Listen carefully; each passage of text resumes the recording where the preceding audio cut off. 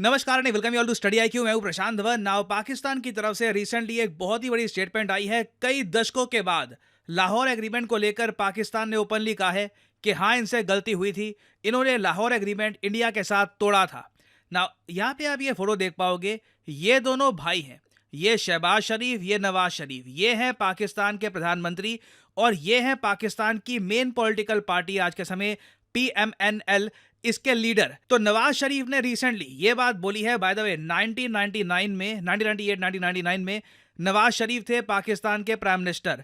इन्होंने ये कहा था कि ये पाकिस्तान की गलती थी कि इन्होंने कारगिल वॉर कर दी और लाहौर एग्रीमेंट बिल्कुल तोड़ दिया जो साइन किया गया था अटल बिहारी वाजपेयी जी के साथ। और ये जो एडमिशन है इनकी गलती का, यही मैं आपको बता दूं एक बहुत ज्यादा पॉजिटिव स्टेप है इंडिया पाकिस्तान रिलेशंस में। और इस वीडियो में आप देख पाओगे पाकिस्तान की पब्लिक से बात करते समय नवाज शरीफ ने बात कही है। हालांकि मैं एक बहुत ही इंटरेस्ट से देखता हूं कि जब भी पाकिस्तान के लीडर्स अपनी जनता से बात करते हैं, इनकी टोन ऐसी होती है जैसे 5 साल के बच्चे से बात कर रहे हैं कि याद है कि नहीं याद है, समझ पा रहे हो कि नहीं समझ पा रहे हो। ये जो क्लिप है ये देखिए।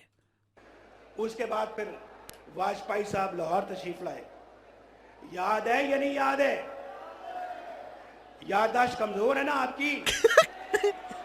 तो तशरीफ लाए और हमसे आके यहाँ पे मुआहदा किया। ये अलग बात है कि हमने मुआहदे की खिलाफ वर्जी की, उसमें हमारा कसूर है, उसमें हम कसूरवार हैं। ना यहाँ पे आपको समझना होगा कि जो ये लाहौर एग्रीमेंट था ये कितना इंपॉर्टेंट था और किस तरीके से हमारे रीजन की जो कंप्लीट ट्रैजेक्टरी है आने वाले 25 सालों में, क्योंकि हम 1999 की यहाँ पे बात कर रहे हैं। 1999 से लेकर 2024 25 साल हो गए। ये 25 साल बिल्कुल अलग तरीके से बीत सकते थे। इंडिया पाकिस्तान के बीच में बिलियंस ऑफ डॉलर्स का ट्रेड हो सकता था। दोनों कंट्रीज प्रॉस्पर कर सकती थी अगर इस एग्रीमेंट को तोड़ा ना जाता। ना चलिए एक टाइमलाइन में आपको बताता हूं किस तरीके से ये एग्रीमेंट बना, इस एग्रीमेंट में था क्या और इस एग्रीमेंट को तोड़ा कैसे गया था। अगर हम 1996 में देखें तो दोनों कंट्रीज के बीच में बॉर्डर पे काफी बार मिलिट्री क्लैशेस हो रही थी। बहुत ही छोटी मिलिट्री क्लैशेस, मगर टेंशंस लगातार बढ़ती जा रही थी। फिर आता है एक बहुत ही इंपॉर्टेंट साल 1998। अटल बिहारी वाजपेयी जी PM थे और इंडिया 5 न्यूक्लियर डिवाइसेस को डेटोनेट करता है पोखरण में। पाकिस्तान कहता है कि हम भी रिस्पॉन्ड करेंगे, हम भी न्यूक्लियर टेस्ट करेंगे और पाकिस्तान इसके रिस्पॉन्स में 6 न्यूक्लियर डिवाइसेस के टेस्ट करता है चगाई हिल्स में। नाउ आज भी इस बात को लेकर थोड़ा डाउट है कि जो ये न्यूक्लियर टेस्ट इन्होंने किए थे 1998 में, क्या ये चाइना की हेल्प से किए थे या फिर पाकिस्तान ने खुद ये सब कर लिया था, इस पर काफी डिस्प्यूट है। इधर वे इंडिया ने न्यूक्लियर टेस्ट किया, पाकिस्तान ने न्यूक्लियर टेस्ट किया। दोनों कंट्रीज पर पूरी दुनिया ने लगा दिए सैंक्शंस। यूएस समेत यूरोपियन यूनियन के कई कंट्रीज, वेरियस कंट्रीज ने लगाए सैंक्शंस। और अब उसके बाद पूरी दुनिया देख रही थी कि क्या ये दोनों कंट्रीज के बीच में वॉर होगी, क्या एक न्यूक्लियर वॉर हो सकती है साउथ एशिया में। इसी इशू को बिल्कुल एलिमिनेट करने के लिए अटल बिहारी वाजपेयी जी ने एक बहुत ही इंपॉर्टेंट स्टेप लिया। ये खुद गए पाकिस्तान में एक बस में और उस वक्त के प्राइम मिनिस्टर नवाज शरीफ, इनको ये कहा कि चलिए एक एग्रीमेंट साइन करते हैं। इस एग्रीमेंट का नाम होगा द लाहौर एग्रीमेंट और ये लाहौर डिक्लेरेशन के अंडर बन के आएगा। और जब भी मैं इस एग्रीमेंट को पढ़ता हूं, बाय द वे ये एग्रीमेंट यूनाइटेड नेशंस की वेबसाइट में इजीली अवेलेबल है, आप इसके बारे में पढ़ सकते हैं। और काफ़ी बार इसको पढ़ के ना मिक्स फीलिंग्स आती है। एक बार को लगता है कि अगर जेन्युइनली दोनों कंट्रीज इसको फॉलो करते, कंप्लीटली ट्रैजेक्टरी साउथ एशिया की, इंडियन सब कॉन्टिनेंट की बदल सकती थी। एट द सेम टाइम जो इसके पहले 2 पॉइंट्स हैं, जब भी पढ़ता हूं तो माइंड में क्वेश्चन आता है, इंडिया तो एक बार को सिंसियरिटी दिखा देता मगर पाकिस्तान कभी भी सिंसियरिटी ना दिखा पाता। पहला पॉइंट है इस एग्रीमेंट का कि दोनों साइड्स पूरी तरीके से एफर्ट डालेंगी कि जम्मू कश्मीर के जो भी इश्यूज हैं ये जल्द से जल्द रिजॉल्व हो जाए। इसी से कोरिलेटेड अगला पॉइंट ये है कि दोनों कंट्रीज एक दूसरे के इंटरनल अफेयर्स में इंटरवेंशन नहीं करेगी। आप इमेजिन कर सकते हैं दोनों ही पॉइंट्स में पाकिस्तान का एक सिंसियरिटी दिखा पाना ये बहुत ही जरा मुश्किल था। फिर तीसरा पॉइंट आप अगर देखोगे तो इंटीग्रेटेड बायलैटरल डायलॉग की बात की जा रही है। चौथा पॉइंट बहुत इंपॉर्टेंट था, पूरी दुनिया देख रही थी चौथे पॉइंट को, कि न्यूक्लियर वेपन्स का अनऑथराइज्ड इस्तेमाल ना हो, कोई एक्सीडेंट ना हो जाए। इस सब को बिल्कुल एलिमिनेट करने के लिए दोनों कंट्रीज बनाएंगे confidence building measures. Hotline establish की जाएगी, एक दूसरे से प्रॉपर डायलॉग होगा ताकि कभी भी न्यूक्लियर वॉर ना हो जाए। इस पार्ट को पढ़ के यूएस, यूरोपियन यूनियन, चाइना समेत पूरी दुनिया ने ही इस डिक्लेरेशन की प्रशंसा करी थी। फिर आगे का आप अगर पॉइंट देखो तो यहाँ पर यह भी लिखा है south Asian association for regional cooperation, इस ग्रुप को भी वापस जगाया जाएगा। और आरएनई यही है कि आज के समय SAARC group pretty much dead ही हो चुका है। कहने को ये ग्रुप बना हुआ है, कोई इसके समिट नहीं होते, कोई मीटिंग्स नहीं होती। कोविड के टाइम में हमको याद है कि सार्क की एक मीटिंग हुई थी, उसमें भी आपको याद होगा पाकिस्तान ने कश्मीर का इशू रेस करने की कोशिश करी थी। बहुत ज़्यादा एक ऑकवर्ड सी मीटिंग थी वो। तो सार्क ग्रुप जिसके बारे में इतने सपने देखे गए थे, लाहौर एग्रीमेंट में लिखा गया था कि ये एग्रीमेंट रीजन में ट्रेड बढ़ाने के लिए, इंडिया पाकिस्तान के रिलेशंस को इंप्रूव करने के लिए काफ़ी इंपॉर्टेंट होगा। इन दी एंड सार्क आज के समय ठंडे बक्से में बैठा है। फिर आगे देखिए लिखा है कि आतंकवाद को दोनों देश एलिमिनेट करेंगे। अगेन इसमें हमको ये बोलना पड़ेगा कि पाकिस्तान ऑब्वियसली ये सब नहीं करने वाला था। और फाइनली ह्यूमन राइट्स और फंडामेंटल फ्रीडम्स की भी बात करी गई थी लाहौर एग्रीमेंट में। अब यहाँ पे आपका अगला क्वेश्चन ये आएगा कि जब पाकिस्तान ने कारगिल वॉर स्टार्ट कर दी थी इंडिया के अगेंस्ट, तो लाहौर डिक्लेरेशन कैसे टूट गया? देखिए लाहौर डिक्लेरेशन में एक बात साफ लिखी थी कि जो भी इश्यूज होंगे इंडिया पाकिस्तान के बीच में, इसका पीसफुल रेजोल्यूशन किया जाएगा।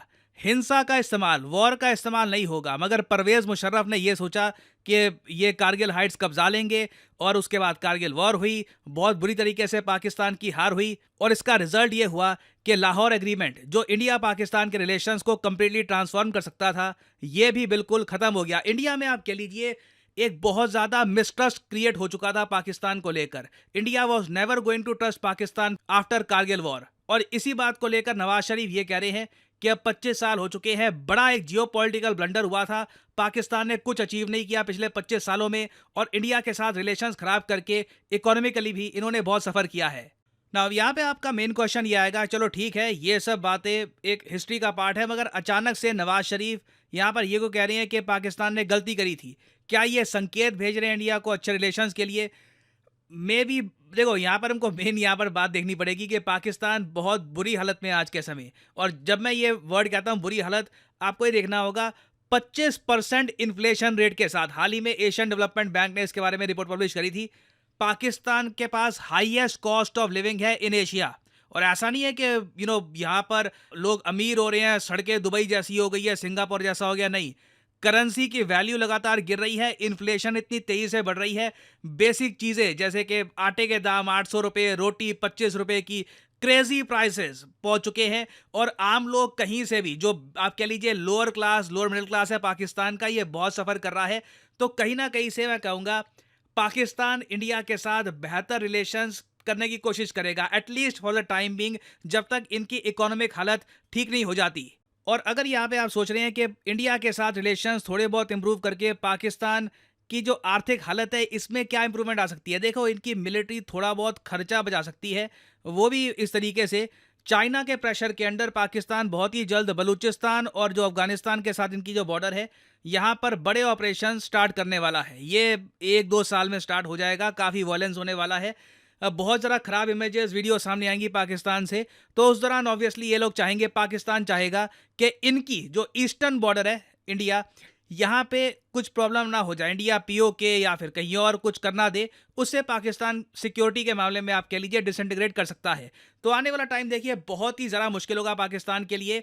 ये जो स्टेटमेंट है फ्रॉम नवाज शरीफ एक एडमिशन है हिस्टोरिक मिस्टेक का, बट मुझे लगता नहीं है कि इंडिया में लोग ज़रा सरप्राइज हैं।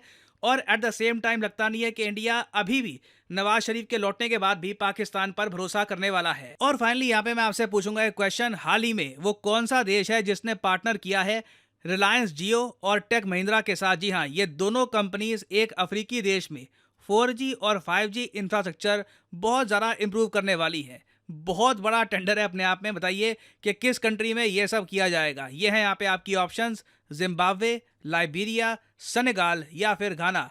कमेंट सेक्शन में करिए उत्तर, जो लोग सही आंसर देंगे उनकी कमेंट को मैं हार्ट दे दूंगा ताकि बाकी लोग समझ पाएं कि सही उत्तर क्या है। और आप लोगों के लिए एक इंपॉर्टेंट अनाउंसमेंट, स्टडी आईक्यू की सेल हो चुकी है एक्टिव। कमेंट सेक्शन में जाइए, यहाँ पे आपको मिलेगा ये लिंक। आप वेरियस स्टडी आईक्यू के एग्जाम्स कर सकते हैं purchase at a huge 30% discount. सिर्फ 3 दिन की ये सेल है, 31 मई को ये सेल खत्म हो जाएगी। तो कमेंट सेक्शन में जाइए। फॉर एग्जाम्पल आप अगर यूपीएससी की तैयारी कर रहे हैं तो यूपीएससी के यहाँ पर बैच 7 पे आप कर सकते हैं क्लिक। ये है लॉन्ग टर्म बैच, 36 महीने की होगी यहाँ पर वैलिडिटी। अगर आप एक कॉलेज स्टूडेंट हैं या फिर आपके पास टाइम है, आपके पास बस एक विजन है कि मुझे 2-3 साल में एक प्रॉपर अटेम्प्ट देना है यूपीएससी का, I want to prepare and then attempt the exam, तो ये कोर्स आप कर सकते हैं परचेज। बट जो यहाँ पर प्राइस लिखा है, ऑब्वियसली नेवर पे दिस प्राइस, सिंपली यहाँ पर कोड यूज करिए PD10 और प्राइसेस बहुत ज़रा गिर जाएंगे। You will be able to save a lot of money.